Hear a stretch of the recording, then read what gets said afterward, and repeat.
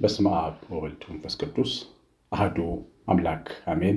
ብሩካን የእግዚአብሔር ልጆች የተወደዳችሁ በክርስቶስ ሰማያዊ በሆነው ስፍራ መንፈሳዊ በሆነ በረከት የተባረካችሁ እግዚአብሔር አብ ልጆች አድርጎ የተቀበለን በቤቱ የተከለን የማይነቀል ተክል ያደረገን ጌታ መድኃኒት ኢየሱስ ክርስቶስ ቤዛ መድኃኒት ሆኖ መስቀል ላይ በተሰቀለ ጊዜላችን የከፈለልን የተከፈለለት ዕዳን ሕዝብ ያደረገን መንፈስ ቅዱስ ያተመን ያሳወቀን ያስረዳን ያስተማረን የርስታችንን ማረጋገጫ የሰጠን ሀብተ ወልድ ስመ ክርስትና እንድንቀበል ያደረጋችሁ ሁላችሁ ለምን ቆያችሁ? ሁሉን የሚችል አምላክ ጌታ መድኃኒት ስሙ ለዘላለም የተወደደ የተመሰገነ ይሁን። ምስጋና ለእግዚአብሔር በሰማያት ሰላምን በምድር ላይ ሆኗልና እስከ ዘላለም ድረስ ለእሱ ክብር ይሁን። ተወዳችሁ እግዚአብሔር ልጆች እንደ ሰብአ ሰገል የሚለው መርሃ ግብራችንን በየዓመቱ የምናደርገው ደርሷል። ገናችንን የምናከብርበት የጌታ ልደት የምናከብርበት ደርሷል። እንግዲህ ሃይማኖታችንን አካል ያለው ማድረግ፣ የሚዳሰስ ማድረግ፣ የሚጨበጥ ማድረግ ጌታ ሲወለድ ሰብአ ሰገል መጥተው ጎበኙት ሲባል ሰምተናል። እኛም ደግሞ ያንን ልክ እንደነሱ በእነሱ ጫማ ሆነን እንደ ሰብአ ሰገል ወደ ቤተልሔም የምንሄድበት ጌታችንንና እናቱ ቅድስት ድንግል ማርያምን እንዳገኘን እንዲሰማን የሚያደርጉ ስራዎችን እንሰራበት ጊዜ ነው በየዓመቱ። ዘንድሮ ወልቂጤ ማርያም ነው የምንሄደው። እመቤታችንና መድኃኔዓለም የእመቤታችንና የመድኃኔዓለም ቤተክርስቲያን የፍጻሜ ምርቃት ፍጻሜ መጨረሻ ስራዎችን መስራት ስላለብን ለእመቤታችን ምንጣፍ፣ መብራት በጣም አስፈላጊ የሆኑ ነገሮች መጨረሻ ስራዎች ስለሚያስፈልጉ እንደ ሰብአ ሰገል የሚል መርሃ ግብራችን ታኅሳስ 21 23 ፊት ለፊታችን ማክሰኞ፣ ረቡዕ፣ ሐሙስ ቀጥታ ስርጭት እናደርጋለን። ተዘጋጅታችሁ ጠብቁን እና በካሬ ቴራዞን በካሬ እና ምንጣፍ እንፈልጋለን። ደግሞ ትልልቅ መብራቶች ውድ ናቸው። አንዱ መብራት 150 ሺህ ብር አካባቢ ሊሆን ይችላል። እነዚህ መብራቶች ትልቅ ቤተክርስቲያን +1 ነው። እነዚህ መብራቶች እንገዛለን ብለናል። ያ መብራት 4 መብራት እንደሚያስፈልግ ነግረውኛል። ተዘጋጅታችሁበት ይህንን መርሃ ግብራችን ድረሱ እናውላለን። የጌታችንና የመድኃኒታችን የክርስቶስን እንዲሁም የእናቱ የቅድስት ድንግል ማርያምን ቤተልሔም ሄደን የምናይበት ነው። እግዚአብሔር ባርካችሁ፣ ቸርነቱን ከእናንተ አያርቅም። ተወዳጆች፣ ዛሬ ስለ ጸሎት ነው የምንነጋገረው። ጸሎት ስንጸልይ ቤታችን፣ ህይወታችን፣ ኑሯችን ውስጥ ምን ይፈጠራል? ህሊናችን፣ ልባችን ውስጥ ምን ይገኛል? የሚለውን ነው የምንማረው። በአምልኳችን ውስጥ በጣም ወሳኙ ነገር ጸሎት ነው። ጸሎት እግዚአብሔር ፊት ቆመን በአምላካችን በእግዚአብሔር ፊት የምንሆንበት ወይም ለእሱ ጊዜ የምንሰጥበት፣ ጌታችንን የምናቅፍበት፣ የምንስምበት፣ የምናዳምጥበት፣ እኛም ደግሞ የልባችንን የልጅነታችንን ድምፅ የምናሰማበት፣ ብሶትን ቢኖረን ጭንቀትን ቢኖረን ጭንቀታችንን የምናራግፍበት፣ ሸክማችንን የምናራግፍበት፣ የምንናዘዝበት በጣም ብዙ ነገር ነው ጸሎት። እና ጸሎት ስንጸልይ በተለይ የልብ ጸሎት ስንጸልይ ጸሎት ሁለት አይነት ነው። የልማድ ጸሎት አለ፣ ደግሞ የልብ ጸሎት አለ። ምንም ካለ መጸለይ የልማድ ጸሎት መጸለይ ይሻላል። ደግሞ ከልማድ ጸሎት ደግሞ ከልብ መጸለይ ደግሞ የበለጠ ይሻላል። ምክንያቱም ማንም ሰው ዝም ብሎ እንደምታውቁት አሁን ትዳር ላይ ያላችሁ ሰዎች ከአንገት በላይ እወድሃለሁ ብትል ወይ እወድሻለሁ ቢልሽ ከአንገት በላይ ከልቡ ያልሆነ ድምፅ ቢያሰማ ልብሽን አይነካውም። ከልብ ሲሆን ነው ፍቅርም ደስ የሚለው፣ ጨዋታ ደስ የሚለው፣ ንግግር ደስ የሚለው፣ ማዳመጥ ደስ የሚለው፣ ማውራት ደስ የሚለው ሰው ከልቡ ሲያወራ ነው። ደግሞ ከልብ የሚያወራ ሰው ሁሌ ደስ ይላል። ታውቃላችሁ፣ ያስታውቃል። ከልብ የሚሰብክ ሰባኪ፣ ከልብ የሚሰብክ የሀገር መሪ ፖለቲከኛ ሲናገር ከልቡ ሲያወራ፣ የልብን የሚናገሩ ሰዎች ስህተተኛ እንኳን ቢሆን ግልጽ ስለሚናገሩ ለሰዎች ይመቻል። እና የልብን መናገር ሁልጊዜ በጣም አስፈላጊ ነገር ነው። ጸሎትም ቢሆን ከልባችን የሚወጣ ልባችን ወይም የምራችንን የምናደርገው ነገር ነው። በሰው ቋንቋ በጣም ቀርበን ስናየው የምር የምንነጋገርበት ነገር ነው። ጸሎት ስንጀምር ጸሎትን የሚያወሳስብ ልክ እዚህ ጌታ በዘሩ ምሳሌ እንዳስተማረን ዘሩ በእሾህ መካከል ወደቀች እንደሚል ልክ ዘሩ ሊበቅል ሲል የሚያንቅ እሾህ የሚያንቀው ጊዜ አለ። ጸሎት ልክ እንደ ዘር ይሆንና እሾህ ሊያንቀው ይችላል። ለምሳሌ እግዚአብሔር አይወደኝም የሚል ስሜት ሊያንቀው ይችላል ጸሎታችንም። እየጸለይን እያለን የማይወደኝ ማለት አይወደኝም እንዳይወደኝ ያደረገው እግዚአብሔር ክፉ ስለሆነ ሳይሆን እኔ ክፉ ስለሆንኩ ነው ብለን ነው እንደዛ የምናስበው። ስለዚህ ያ ስሜት ውስጣችንን ይገለዋል እና ከልባችን መጸለይ የሚባለውን ነገር እንዳናመጣ ይሄ ሾክ አንቆ ይዘዋል ማለት ነው ጸሎታችንን። አንዳንዴ ደግሞ በጣም ኃጢአተኛ እንደሆነ ሲከሰን ሰይጣን ሲከሰን እና እንዲህ አይነት ችግር ያለብን ሰዎች ንስሐ አባታችን ላይ ኃጢአታችንን መናገር ነው። የመከሰስ ትልቁ መፍትሄ መናዘዝ ነው። ሰይጣን እየከሰሰ የሚያስቸግረን ሰዎች አንተ እኮ እንዲያርገሽ እንዴት አምላክ ፊት ትቆማለህ? ደፋር ነው፣ የበለጠ ኃጢአት እየሰራ ነው ሲለን ይሄ አያቆምም። ሰይጣን እስክናቆም ድረስ አያቆምም። ስለዚህ ምንድነው ማድረግ ያለብን? ሄደን ኃጢአታችንን መናዘዝ ነው። ኃጢአታችንን ስንናዝ እግዚአብሔር ይቀይረናል ይላል እግዚአብሔር ቃል። ለምን? ውስጣችን ህሊናችን በቃ ያምናል ማለት ነው። ስለዚህ ኃጢአታችንን ሳንናዘዝ ስንቆም ውስጣችን በጣም ይጮሃል። በአምላክ ፊት ይህን ሰርተህ በቃ ልባችን እኩል ነው ከጸሎታችን እኩል ሀሳቡን ያመጣዋል እና ይምታታብናል። በቃ ልንጸልይ እንሞክራለን፣ የውስጣችንን ክስ ደግሞ እናዳምጣለን። በዚህ ምክንያት ጸሎት የሚባለው ነገር ለእኛ ትርጉም ያለውና ስሜት ያለው ሳይሆን ይቀራል ማለት ነው እና ይሄ ጸሎታችንን አንቆ የሚይዝብን ፈተና ነው። ሌላው አለማወቅ ነው። በተለይ እግዚአብሔርን አለማወቅ። እግዚአብሔር አለ የሚል ሰው እግዚአብሔርን አያውቀውም። እግዚአብሔርን አውቀዋለሁ የሚልም ሰው እግዚአብሔርን አያውቀውም። እግዚአብሔርን እኛ በራሳችን ስዕል ነው የምናውቀው። አንድ ነገር ማወቅ ያለባችሁ እግዚአብሔር እንጂ እኛ የሳልነው ስዕል አይደለም። የእኛ ሕሊና የእኛ አይምሮ የፈጠረው አምላክ አይደለም ያለን። የእኛን አይምሮ የፈጠረ ከአይምሮ በላይ የሆነ አምላክ ነው ያለን። ምሕረቱንም ስታስቡ ከአይምሮ በላይ ነው። ይቅር ባይነቱን ስታስቡት ከአይምሮ በላይ ነው።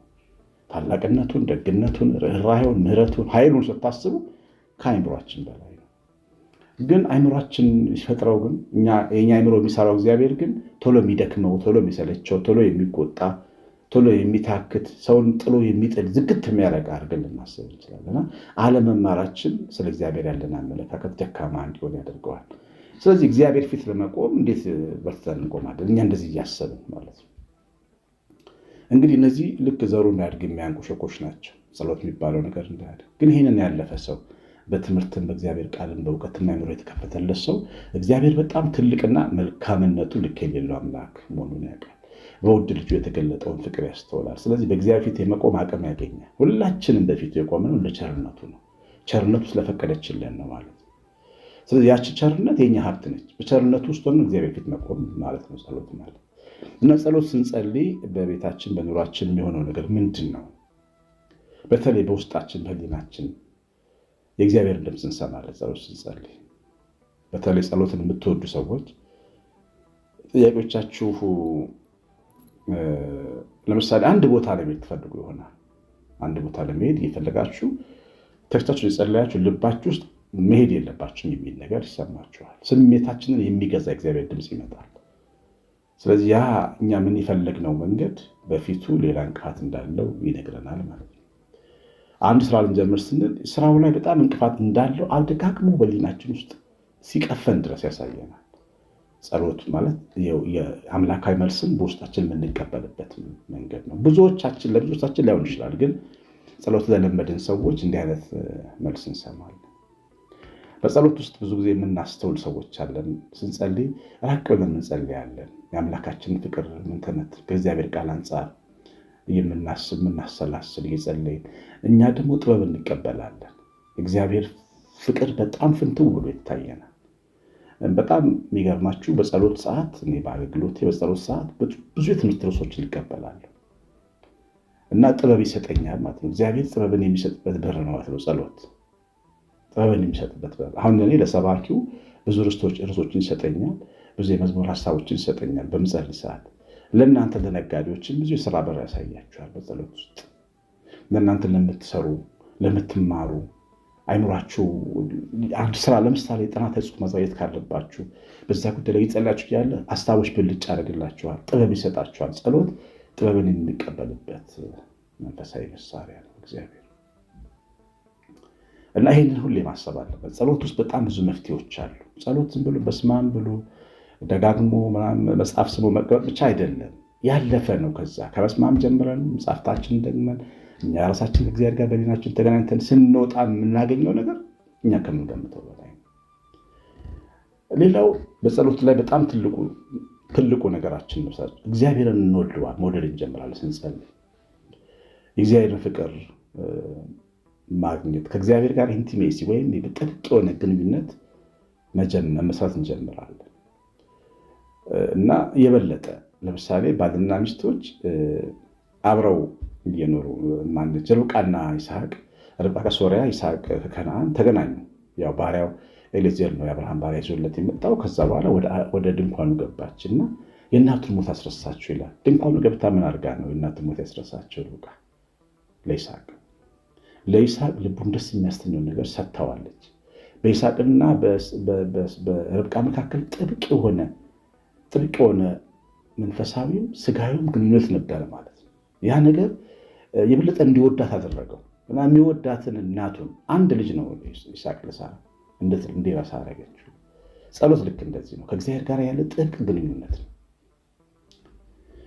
ያ ጥብቅ ግንኙነት ብዙ ነገር እንድንረሳ ያደርገናል። አምላካችንን እየወደድን ለምሳሌ በጣም በእናት አባት ፍቅር የምንጨነቅ ሰዎች አለን። ቤተሰቦቻችንን ወደዛኛው ዓለም ሸኝተን ናፍቆታቸውን ያንገላታን፣ የትዳር አጋራችንን፣ ጓደኛችንን፣ ልጆቻችንን፣ ወዳጆቻችንን፣ ጓደኞቻችንን ሸኝተን በሞት በመከራ ሐዘን ተሸክመ የምንኖር ሰዎች አለን። ጸሎት ግን ይገርማቸዋል፣ ያንን ይተካዋል። ያን አምላካዊ መገኘት በልባችን ውስጥ ያመጣዋል። እናት ተቀርጣበት የነበረው አባት ሸፍኖት የነበረውን ያንን ጓዳ ይሞላዋል በብርሃን። የጠፋብንን ሰው ያንን የጎደለብንን ሰው ይተካልናል። የእግዚአብሔር ፍቅር አብዝተን እንድንወድ አምላካችንን የሚያደርግ መንፈሳዊ ጉልበት ይሰጠናል እና አሁን ይህን የምንላቸውን ነገር ለመረዳት ጊዜ ይፈልጋል። በደንብን ጸሎት መለማመድ ይፈልጋል። ግን ጸሎት እግዚአብሔርን በደንብ እንድንወደው ያደርገናል። በየዕለቱ ስለ እግዚአብሔር ስንናገር ለአእምሯችን መረጃ እንሰጣለን። ለአእምሯችን ሳይንስ እንደሚለን ንቁ ላልሆነው ማይንዳችን እግዚአብሔርን በተመለከተ መረጃ እንሰጠዋለን። ከምናየው፣ ከምንረዳው፣ ከምንገነዘበው፣ ከሰዎች ካደረገው ተአምራት መጽሐፍ ቅዱስ ላይ ከተነገረ ነገር እየተነሳን አእምሯችን እግዚአብሔርን ፍቅር መለማመድ ይጀምራል። ያ ደግሞ በጣም ትልቁ መንፈሳዊ እድገት ነው። ሰው እግዚአብሔርን ሲያፈቅር እግዚአብሔርን ማየት ነው የሚጀምረው። ማይረጋት አሉ 10 ማይረጋት ይባሉ እና ነጽሮተ ስሉስ ቅዱስ እግዚአብሔርን ወደ ማየት እጁን ፍቅሩን ወደ ማየት ይደርሳል እና አንዳንድ አባቶቻችን እየቀደሱ መንበሩ ላይ የታረደ በግ ነው የሚያዩት። ህብስት አየው፣ ወይን አየው፣ የታረደ በግ ነው የሚያዩት እያገለገሉ። ይሄ ጸሎት እድገት ነው። እያችሁ ሰው በጸሎቱ ባደገ ቁጥር፣ በጸሎቱ በበረታ ቁጥር እግዚአብሔርን ወደ ማየት ነው የሚመጣ። እግዚአብሔር ልጆች እያደገ ሲመጣ ንጽሮተ ስሉስ ቅዱስ ውስጡ እግዚአብሔርን ሥላሴን ደጉን አምላክ ወደ ማስተዋል ይመጣል። ስለዚህ መጸለይ እንደሚገባው ሰው አይነግረውም። ከዛ በኋላ ያንን የአምላክ መለኮት የመለኮቱን ሽታ የመለኮቱን መዓዛ ባሸተተ ጊዜ ተመልሶ አለመጸለይ አይችልም። በቃ የሚገርማችሁ ኢየሱስ ክርስቶስን ምዑዝ ዕጣን ወይም ጣፋጭ ዕጣን ሽቶነ እንለዋለን በቅዳሴያችን ላይ እፍረት ምዑዝ ኢየሱስ ክርስቶስ ጣፋጭውን ሽቶ ኢየሱስ ክርስቶስ ወይ ያ ሽቶ ሲሸተን በቃ ሌላ ምንም አይነት ዓለም አንፈልግ እና ጸሎት መመነኛ ነው። በህሊና ወደ እግዚአብሔር ዓለም መጥፊያ መንገድ፣ ወደ እግዚአብሔር ወደማንገኝበት ዓለም እንሄድበት።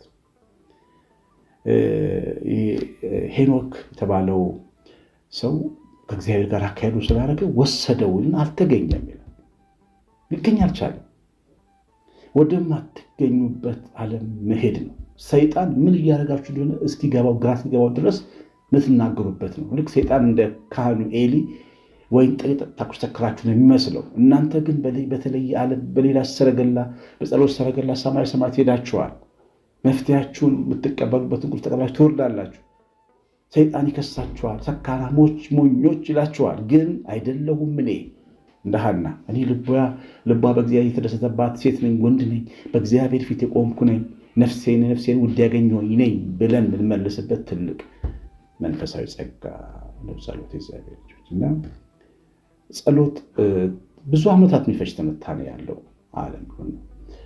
እየተረዳ ነው ስንመጣ የምናይበት መጨረሻ ጸሎት እግዚአብሔርን በእምነት የምንነካበት ነው፣ የምንላስስበት።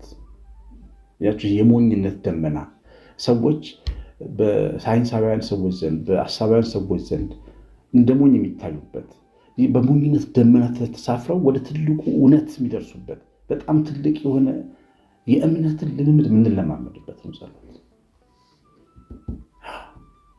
ቀና ብሎ ሲመለከት እግዚአብሔር ልጅ ቆሞ አየ ይላል እስጢፋኖስ። ሰማይ የተከፈተለት በጸሎቱ። አጠገቡ ያሉ ሰዎች ግን ሰክሮ የሚለፈልፍ ነው ይመስላቸው።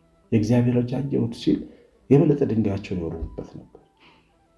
እሱ የተሳፈረበት ደመና ለነሱ የሞኝነት ደመና ነበር።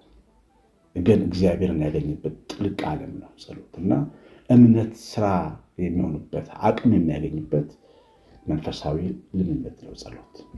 ብዙ እንደተማራችሁበት ተስፋ አለኝ። ኮሜንት አድርጉልኝ። ምንድን ነው የገባችሁ? ከቻላችሁ የገባችሁትን ጻፉልኝ። ካልቻላችሁ መርቁኝ። እኔንም ልጆቼን አገልግሎታችንን ወይና አገልግሎት የሚደግፉትን ሁሉ መርቁ። ታኅሳስ 21 23 ትልቅ ፈንድራይዚንግ አለ። እንደ ሰብአ ሰገል ወደ እመቤታችን የምንሄድበት ይህን አስባችሁበት ጠብቁን። እግዚአብሔር እናንተ ልጆቻችሁን ዘራቸውን ይባርክ። እግዚአብሔር ቸርነታችን ቤታችን ረድኤት በረከቴን በላ ጥበቃ አብሮን ይሁን። ቀሲስ አሸናፊ ገብረ ማርያም ነኝ። ሰላም